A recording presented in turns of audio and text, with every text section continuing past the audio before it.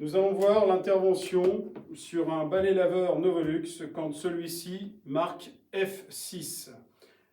F6 signale un problème de fonctionnement relatif à la pompe à air. Dans cet appareil se trouvent deux pompes. La pompe à eau, concernant l'eau propre, qui va injecter de l'eau propre sur le rouleau lors du fonctionnement. D'ailleurs, si ce rouleau n'est pas assez humidifié ou s'il est coincé, il indiquera F5. En l'occurrence, nous avons F6.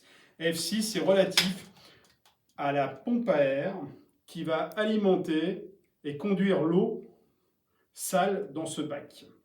Donc, la pompe à air est localisée dans le bas de l'appareil, prend de l'air dans le bac ici, va pousser cet air dans la tête de l'appareil sous pression, et lorsque l'eau est essorée, l'eau du rouleau est essorée ici, eh bien l'eau, par la pression d'air, va remonter dans le bac d'eau sale.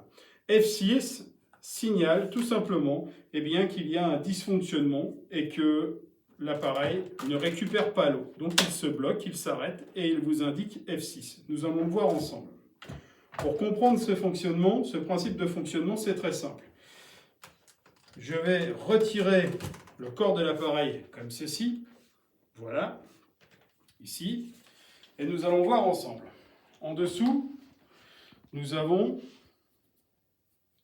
d'un côté, ici, l'air qui doit être poussé. Ici, nous avons l'injection d'eau pour le rouleau, à gauche. Ici, à droite, l'air. Et ici, le gros là, que nous avons ici, c'est la récupération d'eau sale. Donc, ce que l'on va faire, je vais mettre un tuyau souple ici. Je vais prendre ceci. Je vais tremper le tuyau dedans. Et nous allons regarder ensemble ce que nous voyons. Donc il y a bien ici une injection d'eau, l'eau propre, mais par contre nous n'avons pas de bulle. Nous n'avons pas de bulle dans le bac. Ce qui nous indique bien que nous avons un problème de pompe à air. Alors pour que l'on comprenne mieux, on va prendre le corps d'un autre appareil, comme ceci. Voilà. Je vais installer la batterie.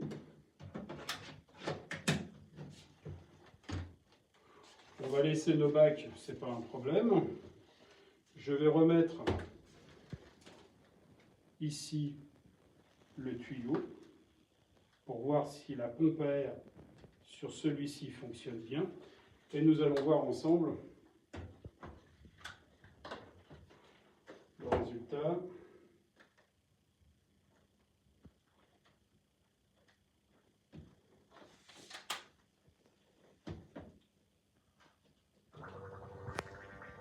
Voilà. Là, on voit bien que la pompe à air fonctionne parfaitement. On peut remettre sur l'autre appareil pour qu'on puisse comprendre. Donc celui-ci indique F6.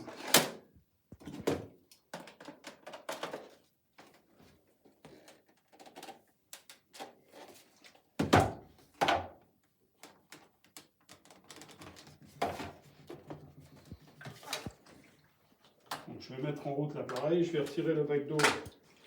On sait que la pompe fonctionne, c'est pas la peine de les mettre de l'eau partout.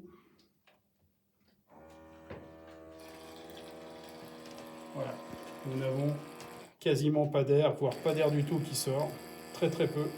Donc notre pompe à air ne fonctionne pas.